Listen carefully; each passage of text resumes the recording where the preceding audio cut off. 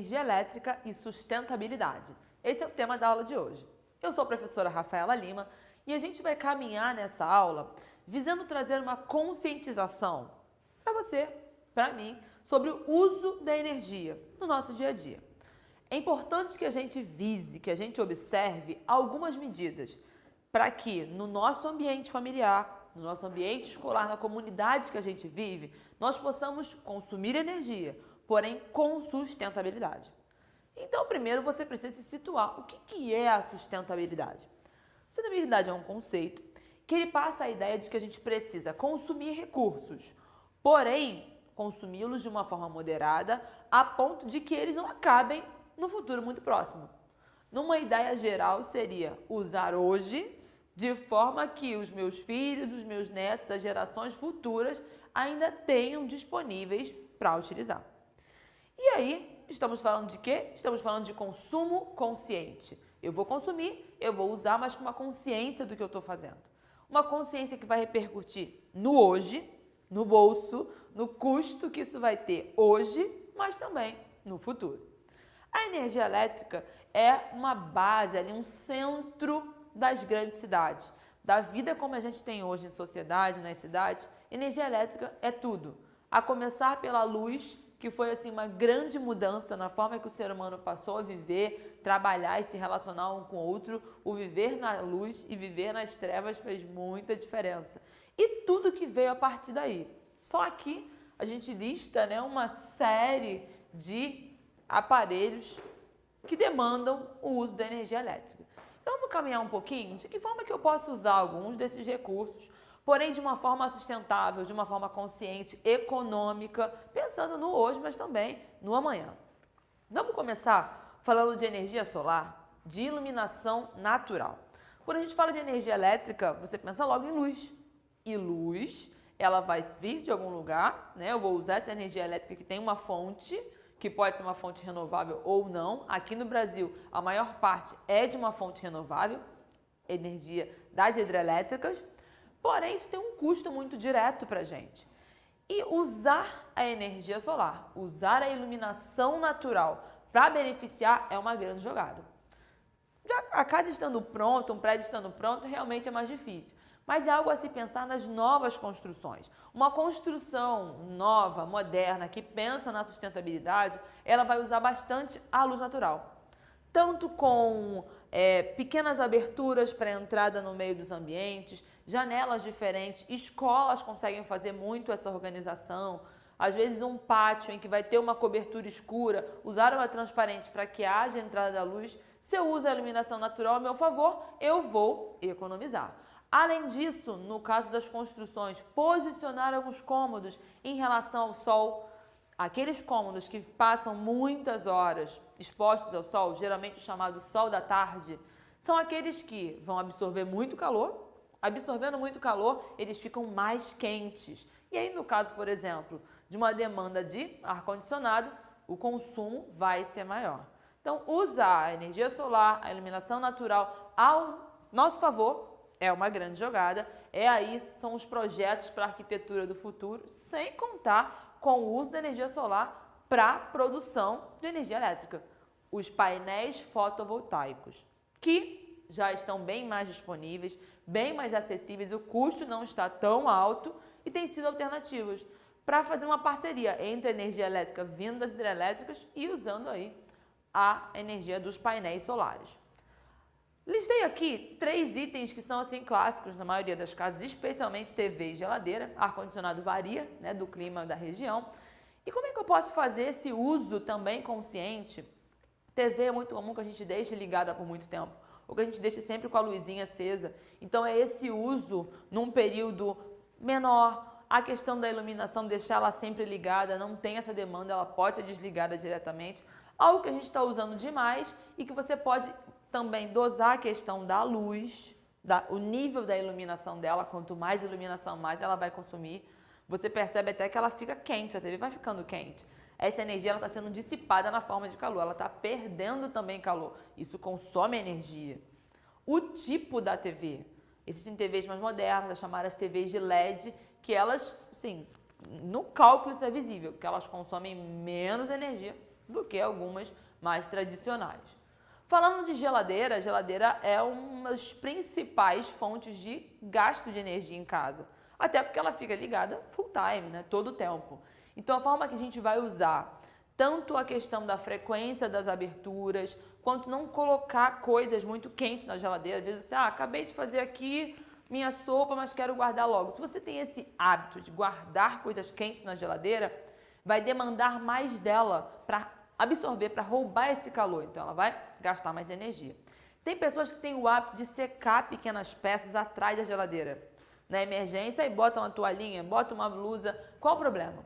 O problema é que aquilo ali é onde está se dissipando o calor dessa geladeira. E se você ainda coloca mais coisas para secar ali, e tem gente que já tem o hábito, então é uma toalha, é uma meia, é uma blusa, isso sem dúvida nenhuma exige mais dessa geladeira. Então ela vai precisar de mais calor e ela vai gastar mais energia. Você não está fazendo aí um consumo consciente desse aparelho. Então, não é uma boa. Se for a emergência da emergência, uma peça pequena. Agora, a prática de secar coisas atrás da geladeira não é uma boa, definitivamente. E falando de ar-condicionado, que para quem usa, os locais que têm a demanda também trazem um custo bem alto. Porque tanto o ar-condicionado quanto a geladeira, a gente fala que são máquinas térmicas invertidas. Elas vão trabalhar no sentido oposto do natural. O natural para o calor é ir da onde tem mais calor, maior energia, para onde tem menos. Esse é o processo natural da dissipação, da propagação. Os dois vão trabalhar no sentido oposto.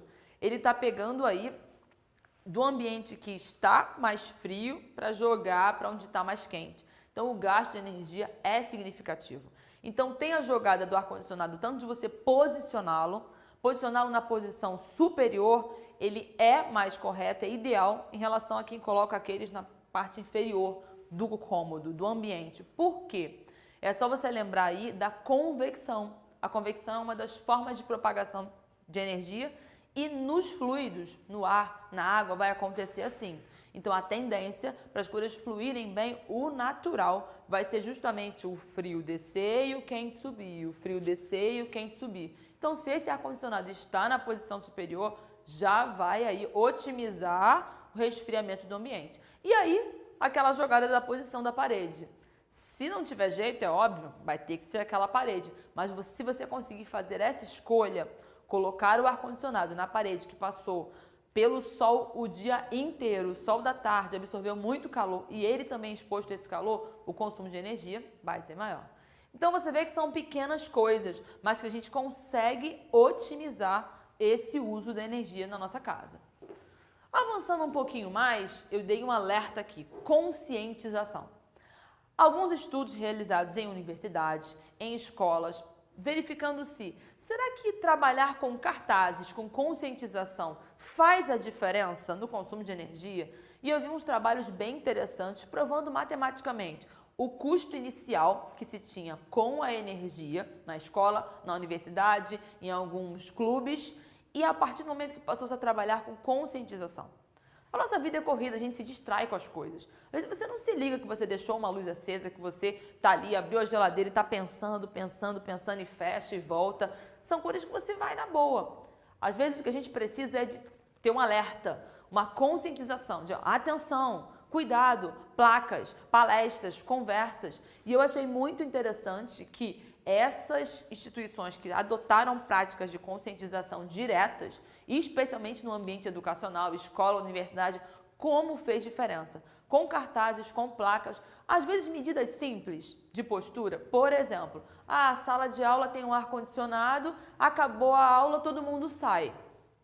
Por que ninguém desligou o ar? Porque o controle do ar não fica na sala. Isso é muito comum de acontecer.